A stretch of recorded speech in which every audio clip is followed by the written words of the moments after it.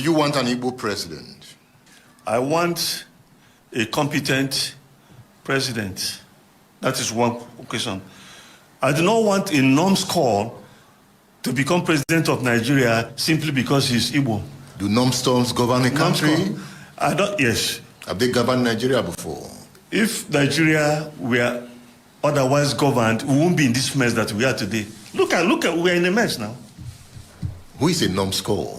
A numbskull is person who don't get anything inside in brain power. You don't get brain power, that's a numbskull. And they've been president of Nigeria? Through time. Is Peter Obi one of them? He's never been president of this country. Is he a numbskull? No, how could he be? I was his chief of staff when he was governor of Anambra State. The man has grey matter in his head. Tell me more. I saw this man for the first time when Ojukwu came to Delta State to campaign for APGA.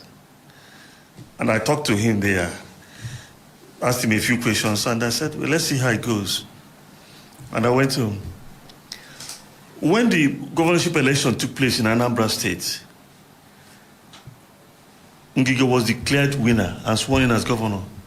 I got convinced that Peter Obi won the election, and I started to campaign for him. By then, I held a weekly column in the Vanguard every Tuesday. Samamuka, the owner of the publisher of Vanguard, he gave me the leeway, the license. Every week I was writing. The writing should be done. Peter Obi went to court. After 3 years, he won. And he went into power. And he achieved a lot there. EFCC never call him, say, come give account of how you spend the money. Up till next tomorrow. How many governors have got that kind of flag of support to wave? The man Nigeria needs? The kind of person Nigeria needs. He contested in the presidential election. Yes, he did. In 2023. He did. You were part of that? In what sense? You wrote a biography. I wrote his biography, yes. Because people were telling lies about him. I said, no, be this man who I know very well. Then I sat down and I wrote his story. So that people will see the truth. I wrote it. That was a good campaign, right? Why not? Did he win? Oh, not even only that. I'm a media person. But I was sitting in my village and giving ideas. He won the election in my view. He won? Oh, yes, in my view, he won. Fair and square. How? Didn't you see the anomalies of INEC? Didn't you see what their bivouac machines will work for governorship, it won't work for presidential? Didn't you see all the mutilated things? Is that how they contest elections? Are you saying the election was rigged? The election was more than the election was suffered a horrendous amputation of truth and fact. That's what I'm saying. Peter Obi is the president Nigeria is yet to have? Peter Obi is a president Nigeria could yet have. Yes. Not Tinubu? What do you mean by not that man? What do you mean by him? Tinubu is not the right man to govern at this time? That's not what I'm saying. I'm saying that the man who won the election is not in seat because those people who, negative forces, who were the forces of coercion, prevented justice to be done. That's all I said. The Supreme Court certified Tinubu as the president of the Federal Republic of Nigeria. The Supreme Court also said that Nnamdi Kanu should be released. So the Supreme Court is good? The Supreme Court is good in what sense? Nnamdi Kanu should be released. Fine. Tinubu won. That's what they said. That's what, wait, let me tell you, listen. The Supreme Court decides, and that decision is final. Mm-hmm. That does not mean that you can't have non-acceptance. It's just that your non-acceptance of a Supreme Court verdict is for your own mind alone and shouldn't go beyond that. That is what it means. It doesn't mean that the Supreme Court is infallible. After all, the Supreme Court made what's this man's name? This guy, this fellow in Imo State. Hope Uzodinma governor. Hope Uzodinma came forth in an election.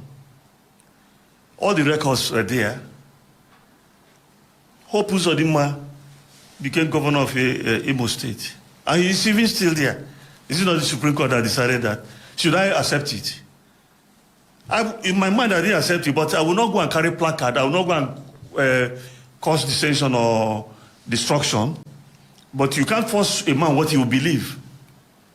I will not round off this interview without you telling me about Chukwemeka Odumegu Ojukwu. You knew him? Yes, he was my friend. Your friend? Yes. Tell me about your friend. When I think about the man, I think about the ideal I have of the Igbo man. What is happening nowadays is that there are certain characters of Igbo origin who, when you give them $100,000, they will sell their father and sell their mother on top of that. State Affairs with Edmondo Bilo is live. Yes, we just have to stop at that point. We wanted to go into Ojukwu. I'm not done with Chuks Iloegbunam. Perhaps I brought you part 1. So go on my YouTube channel, subscribe to my YouTube account, and watch the full video. The full story is on YouTube. Search for it. So just subscribe to that account. Have you watched the full interview of Awolowo's daughter?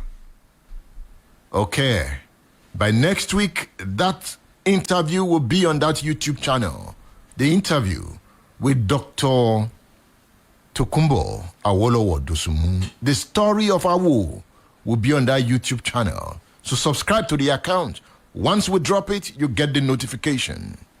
I have to go now. I'll be back next week. Just wait for me next week. Stay with me. Educate your children. Prepare them for leadership. Africa is coming. Bosun Alayode, thank you. Ayo Ashimolo, thank you. Tosin Oladele, thank you. Miriam Giwa, thank you. Sheun Balano, how are you? Thank you. The next program is Ijoba Ibile with Abiodun Adewale. Thank you for being there. I am Edmund Obilo. State Affairs with Edmondo Bilo is live. Daganan kilo pejanin kom lo moham.